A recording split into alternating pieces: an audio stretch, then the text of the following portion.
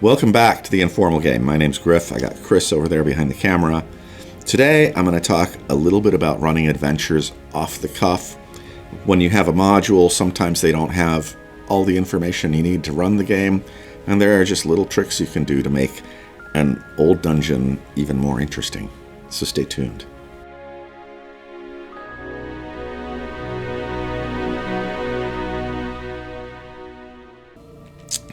Let's talk about dungeon hallways. Dungeon hallways are something that are in most dungeons that you purchase, and if you're making your own dungeons, you're going to end up with them too.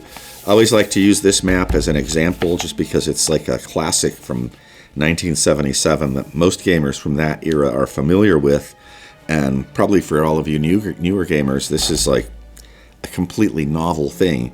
It's a really simple dungeon, but what's missing here is that if you look at the hallways, there isn't anything in the hallways. They're just highways connecting the rooms. And the rooms with ease are the empty rooms without anything in them. So I ran this at a convention, and I like to run it at conventions a lot because I really like the dungeon. It's really fun to go through, and it's kind of fun to take people into the old game with the old rules and also take them into an old dungeon that is from that era so they can get the full experience of it. But I also wanted to enhance it and make it a little bit more interesting to go through, mostly for myself because I've run people through this dungeon so many times that I don't like it to feel, I want it to feel fresh, is kind of the thing with this. So what I did was I came up the night before I was supposed to run it, I was thinking about it, I don't want to be a boring DM, what can I do? And I came up with a simple system for how to treat my hallways. And what you can do is, I had a simple system. I had basically anytime they came into a hallway, it was just roll a d6, and if it equals 1, something happens. Okay, so the first random thing that could happen was just your basic pit. Basic pit, you've got a chance to not see it if they're not being cautious, because a lot of times they're not that cautious in hallways. They're not going to be looking for it, and then as each rank of players goes over it, there's a 1 to 2 chance that the trip trigger on the lid on the pit will drop the players down, and they can fall into a pit. Another thing that you can add into it is maybe there's just a bunch of mushrooms, okay? And this is just like, whoops, if I can spell. Mushrooms are just kind of a weird thing to put in there. This is an underground environment. It's got underground flora and fauna, right? So mushrooms would be a logical thing that maybe some of the creatures might eat. You can roll a die, maybe on a 1 to 3, they're really poisonous, and on a 4 to 6, they have some sort of magical property. Maybe you eat them and you become invisible for a while. At the same time, they'll have something they can maybe harvest and take back with them in sacks and sell to somebody in town. So it's kind of it's possibly a treasure, but not a typical like gold piece treasure. It's something that has value they can trade to somebody. The other thing I like to put in there, maybe there's just a bunch of brambles. You got some strange, weird, sort of like raspberry brambles blocking the passage, and the players have to decide, what do we want to do? We want to cut through this or not? Just the noise from dealing with that as they come down a passage might draw some monsters, so that might require another wandering monster roll or something like that. Other things, I'm just kind of, oops, that should be a 4, not a 5. Moving right along, brambles. What else can I think of? I mean, fog is always one of the ones I love. Thick fog. A thick fog. The players come on that. If there's a monster there, the monster will automatically get surprise coming out of the fog at them. And that's a problem for the players. So players will see a hallway with fog, and they might not even want to go down that hallway. Otherwise, just like the mushrooms, maybe this fog is magical and something happens when you go in there. Another thing that would be interesting to add in, maybe your players are coming down the hallway and there's just, for no reason, there is an old curtain in the hallway. It's not really an obstacle. It's not really anything. But they're going to be worried about what this is, and they're going to spend time investigating it. And you'd be surprised how much players get into exploring even something as simple as just a curtain hanging in the middle of a hallway. They're going to treat it like something potentially dangerous. They're going to do all kinds of things. They might spend 10 minutes just dealing with a curtain in the hallway, and it can be really interesting.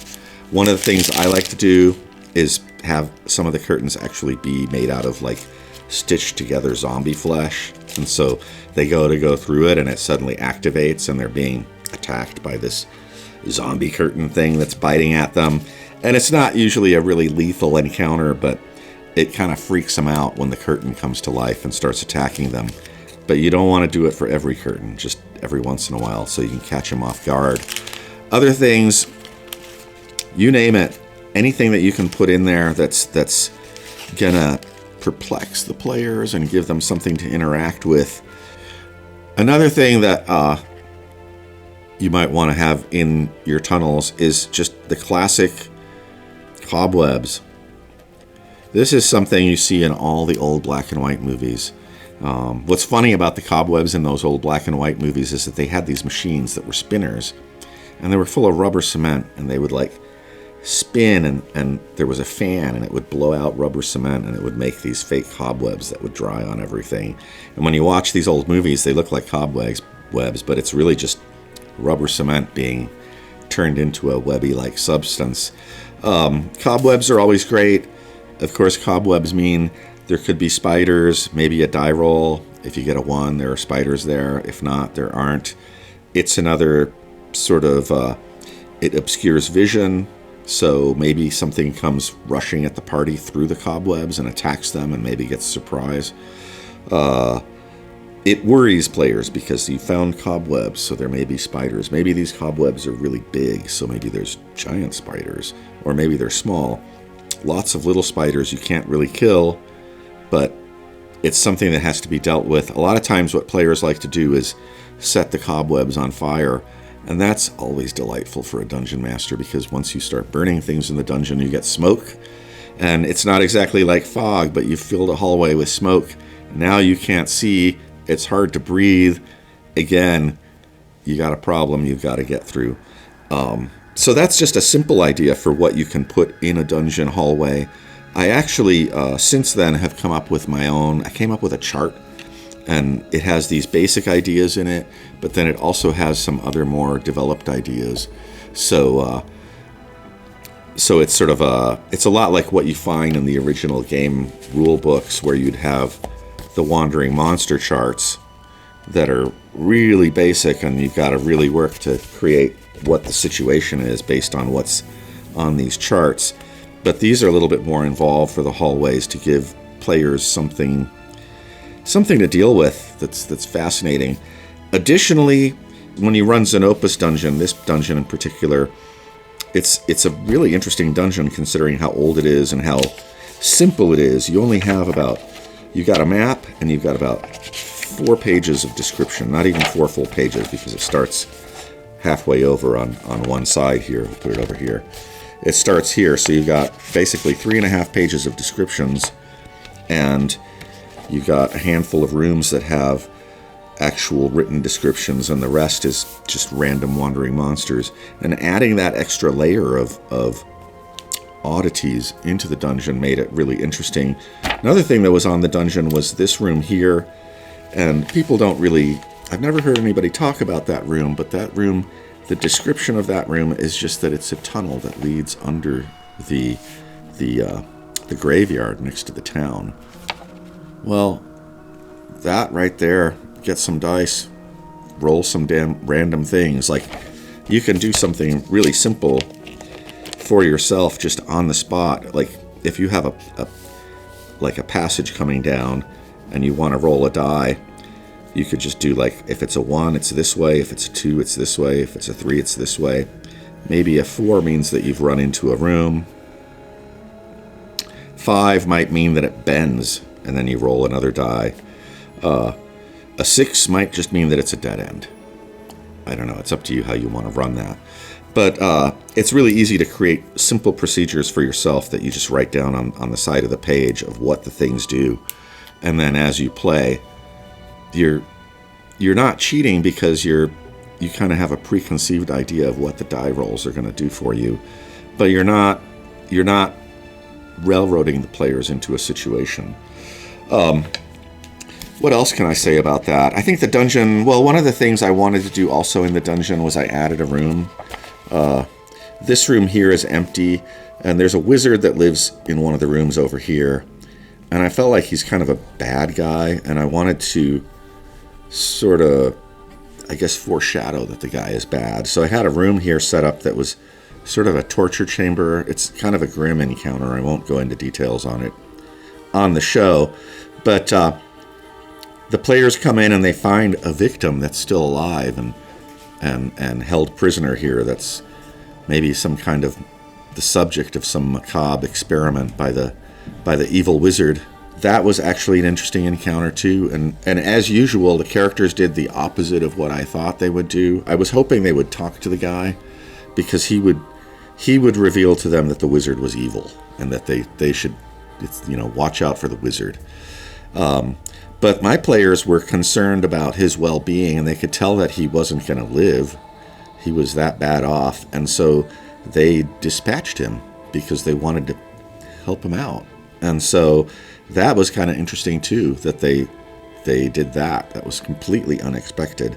It seems complicated. I didn't add that much. It was just a couple little things, but it added a lot to the game session. The other thing that I did was when they did find the treasure chest down there, I did something that I don't see a lot of dungeon masters do these days, which was we role-played the situation.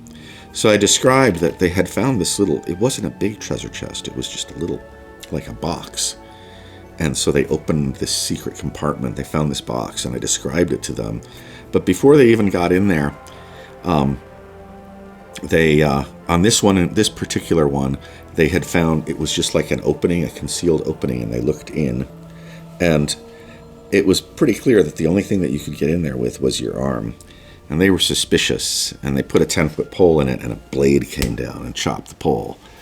And then they knew it was bad. They knew the blade would come back, maybe, or something else bad would happen. And I just described what the opening was like for the player, and I held up my hands. And he described how he was going about investigating this. And suddenly we went from being in a game where you do a lot of stuff with these guys, and you're rolling a lot of dice to determine what's going on, because that's what we've been told to do. And we entered just a free-form role-playing game where I knew what would happen based on what he actually did. And he was describing putting things in there to try to wedge the blade to keep it from coming down so he could reach in with his hands and pull the treasure chest out. And that was another, really interesting way to go about running a game, which I've done since I was a kid. There's a certain point where you just reach a situation where you don't need rules and you can just role play what's happening and let the actions speak for themselves. So there's a couple little things you can do to sort of spruce up a dungeon and make adventuring interesting. Rest of the dungeon, I can tell you my players only got to, they did the classic thing where you go right, and you go right, and you go right, and you go right, and you go right. And they ended up here with the rats, and they decided they didn't want to mess around with the rats, so they backtracked, and they went out, and then it ended up in here. The dungeon is full of stuff to do. And so we had an adventure that really only occurred in about 5 rooms of the dungeon, but with the added bonus of making the hallways interesting. They were busy for nearly 4 hours exploring, because the hallways suddenly became these mystical places that weird things can happen in. So if you want to add something to a dungeon, even a prefab one like this, or maybe just your own dungeon, maybe you've got a dungeon you've been working on and you're not really sure what to do in the hallways, just come up with a little random chart. I've got a little like a PDF, a simple little PDF I put together. It's based on the original rules, so the descriptions of things are going to be really minimal, but it's easily converted to any other system. if you just look at the kind of encounters I've created. So I've got this simple chart. We'll put a link to it down in the description, and that should provide you with a good jumping off point for creating more interesting hallway encounters for your own dungeon adventures. Really appreciate you checking in and watching our show. We've got, like I said, the PDF will be down in the description down below of the video. Make sure to keep watching and hit that like and subscribe, and we'll see you next time on The Informal Game.